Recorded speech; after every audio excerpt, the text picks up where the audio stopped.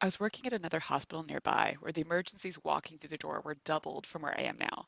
So there wasn't really a day that went by where there wasn't some sort of emergency.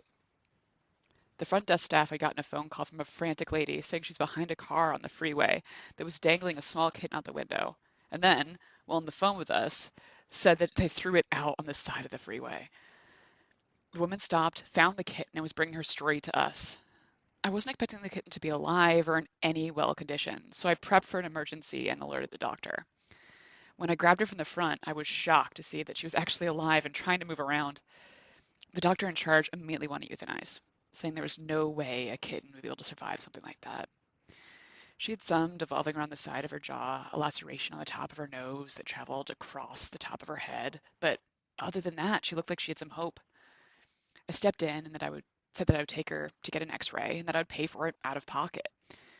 I shot one lateral view and was so shocked there wasn't a single broken bone in this kitten. I thought, no way. There's no internal bleeding from what I could see, no subcutaneous emphysema, nothing.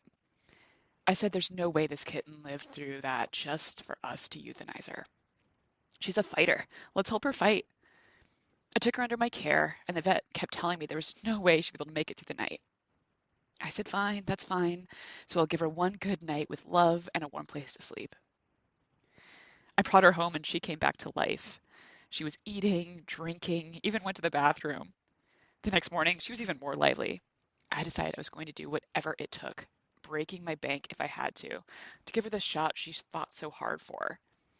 I took her into my work and sedated her with a different veterinarian who's a good friend of mine.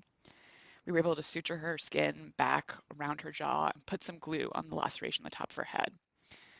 We started her on antibiotics and left the rest up to her. My plan was, if she were to be fine, to find an amazing home for her. I kept her for about 2 weeks before I realized I was the perfect home for her.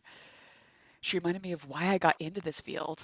I fought for her and with her so hard that I didn't even realize the positive impact it was having on me. I never felt so proud of myself and so proud to be a veterinary technician. I believed in myself, in my gut, and in medicine. So I kept her and I named her Faith. I still have her, and she's going on 3 now. She's happier than ever and does have a scar on her head, but other than that, every time I look at her, I remember that fight. I remember why I became a veterinary technician.